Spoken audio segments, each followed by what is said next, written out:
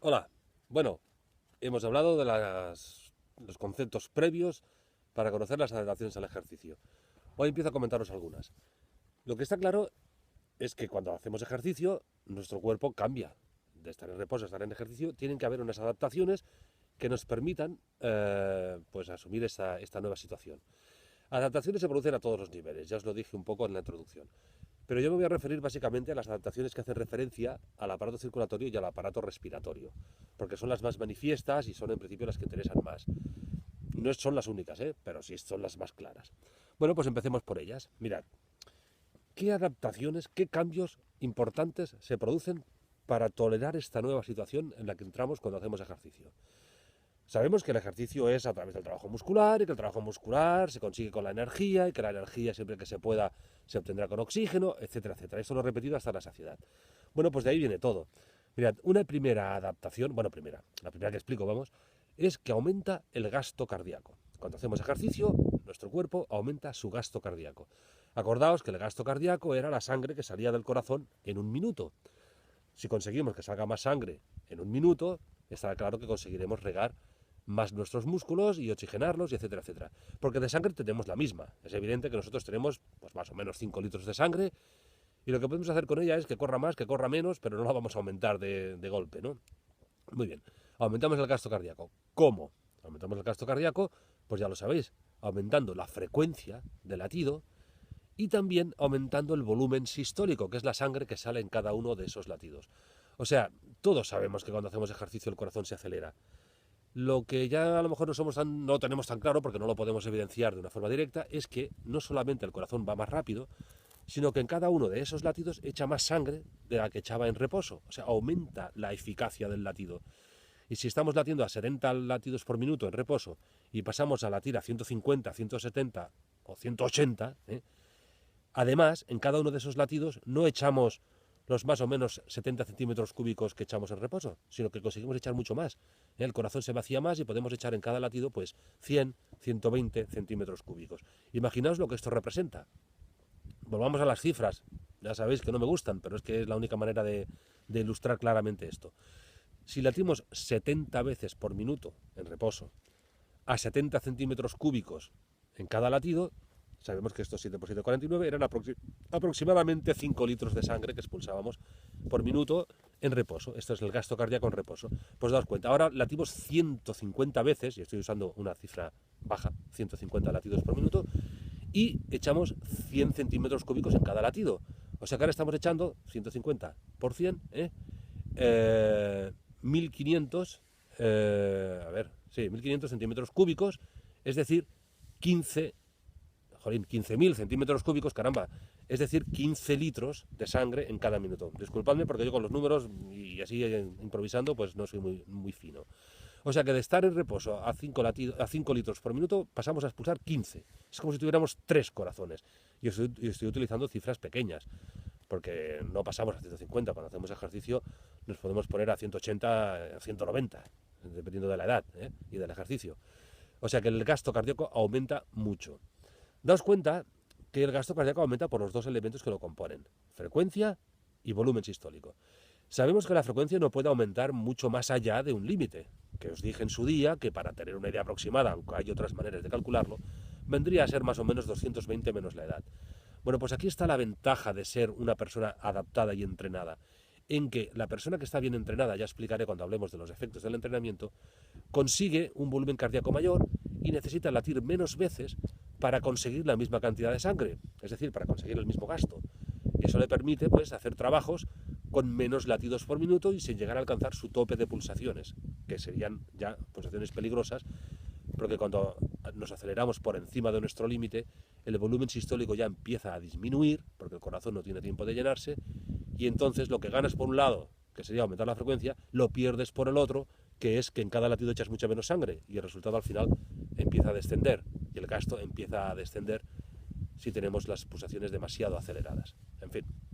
Bueno, por lo tanto, una adaptación es que aumenta el gasto cardíaco. Muy bien, pero con esto no basta, ¿vale? Hay otras adaptaciones. Además, se produce una redistribución de la sangre en nuestro organismo cuando pasamos a hacer ejercicio. Es decir, la sangre que se distribuye por todo nuestro cuerpo, pues cambia su manera de viajar, digamos, y se dirige más cantidad de sangre al músculo y deja de ir alguna cantidad de sangre a otros lugares, como las vísceras, el aparato digestivo y etcétera. Por eso, cuando hacemos ejercicio hay que estar, pues, por ejemplo, no hacerlo después de comer, porque si acabas de comer, además de las molestias puramente mecánicas que representa tener el alimento en el estómago y en el intestino, además es que entonces el aparato digestivo te está pidiendo sangre. Y si tú haces ejercicio, el músculo también te pide sangre. ¿Y qué ocurre? Que no hay sangre suficiente para todos, digamos. El músculo pide más sangre, deja de ir la sangre que necesita el aparato digestivo que está en plena digestión y puedes tener lo que se llama vulgarmente un corte de digestión, molestias, ¿eh? Mareos y etcétera. La sangre, por lo tanto, se redistribuye, yendo más sangre al músculo y dejando de ir a otros sitios donde no se disminuye nunca, es en el sistema nervioso. Este siempre tiene preferencia y la sangre del sistema nervioso siempre es la misma, no disminuye por mucho ejercicio que hagamos.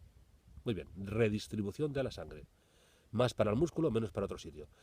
Aumenta también la presión diferencial.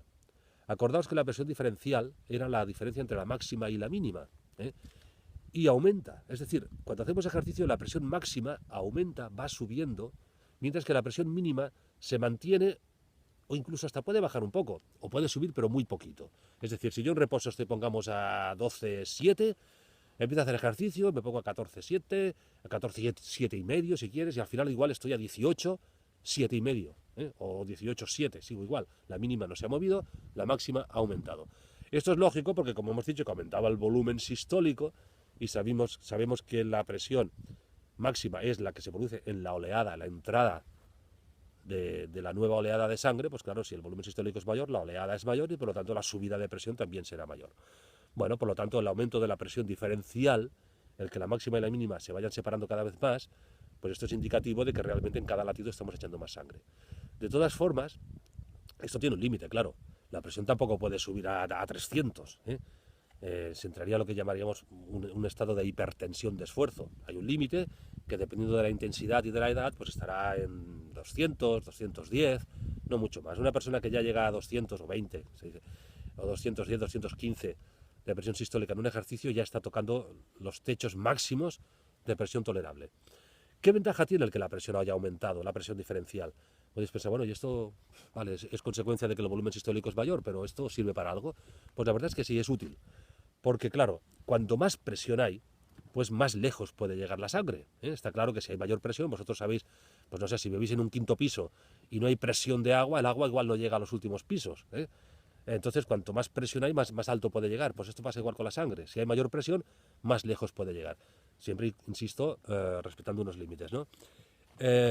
¿Y esto, pues, qué significa? Significa que el músculo que está contraído, por ejemplo, cuando un músculo está duro, está contrayéndose, evidentemente ofrece más resistencia a la entrada de sangre en su interior.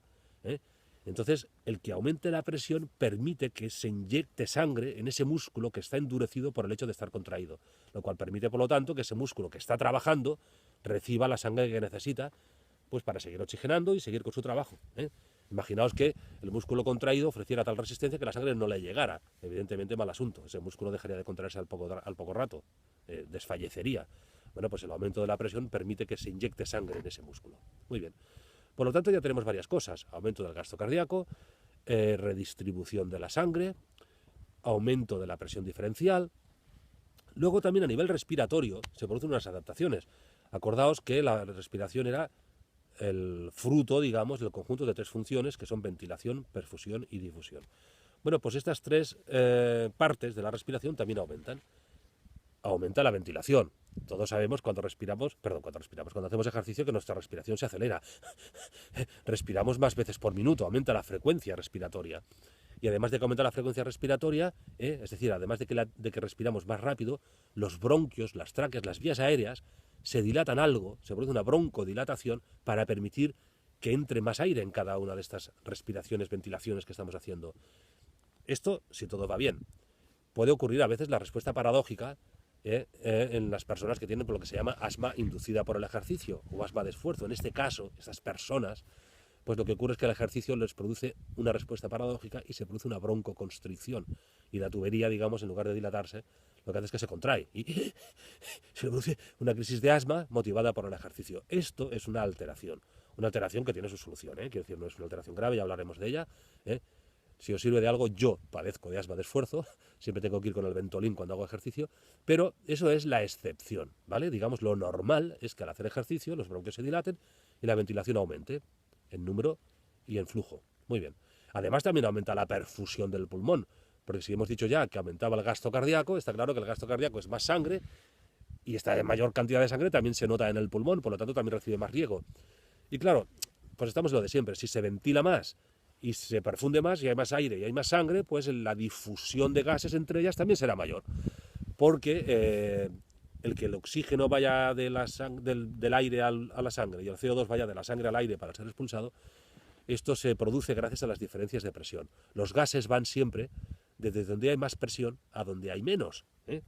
Entonces, como el aire tiene presión de oxígeno alta, y si yo estoy haciendo ejercicio en mi sangre, el oxígeno ya lo he consumido y por lo tanto el oxígeno de la sangre que llega al pulmón está muy baja en oxígeno, evidentemente la difusión es mucho más grande de entrada de oxígeno del aire que he respirado a la sangre. Y con el CO2 pasa al revés. La sangre estará cargada de CO2 y tendrá tendencia a salir. Por lo tanto, aumenta la ventilación, aumenta la perfusión y aumenta la difusión. Es decir, daos cuenta de todo lo que ha pasado.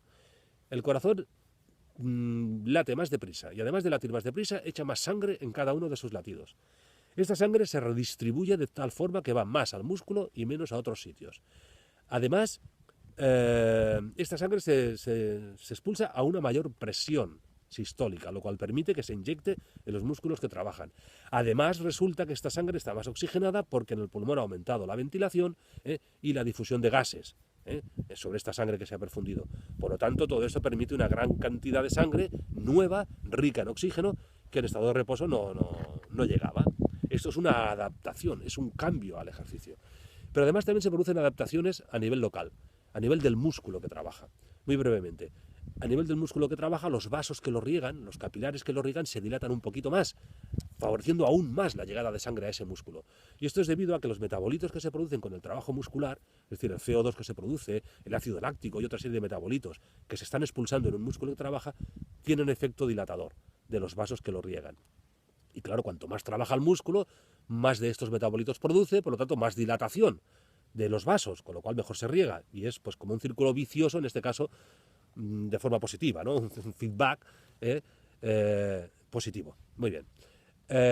Y además, también, para acabar, este músculo que está trabajando, esta fibra que está trabajando, consigue extraer un porcentaje mayor del oxígeno que le está llegando a través de la sangre. Aumenta lo que se llama la diferencia arteriovenosa de oxígeno. Es decir, no solamente le llega más, por lo que ya he explicado hasta ahora, sino que además de lo que le llega, el músculo es capaz de extraer más. Por decirlo de alguna forma, si le llegaba 100 y antes extraía el 60% de lo que le llegaba, porque nunca lo vacía del todo, ahora no extrae el 60%, sino que extrae el 80% de lo que le llega. Pero es que además no le llega a 100, sino que le llegan 200. Por lo tanto, antes de 100 sacaba 60, ahora de 200 saca el 80, lo cual quiere decir que de 60 ha pasado a 160, porque el 80% de 200 es 160. Bueno, en fin, un lío de números. Con todo esto lo que quiero daros a entender es que el músculo evidentemente está recibiendo muchísima más sangre, está recibiendo muchísimo más oxígeno y por lo tanto se permite mucho más su trabajo y el que pueda persistir. Es una adaptación. Hay otras adaptaciones. A nivel digestivo, el aparato digestivo en principio frena su actividad, a nivel renal, reteniendo o eliminando más agua, más minerales, metabolitos determinados que se puedan producir, en fin.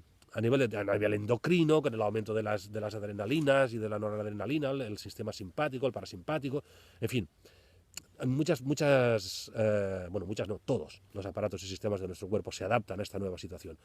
Solo os he querido comentar las más manifiestas. A continuación, en la próxima charla os hablaré de los efectos del entrenamiento. Y veréis cómo el entrenamiento continuado pues también produce unos cambios ya a largo plazo en nuestro cuerpo que nos permitirán pues una mayor capacidad de trabajo. Gracias por atenderme una vez más. Hasta la próxima.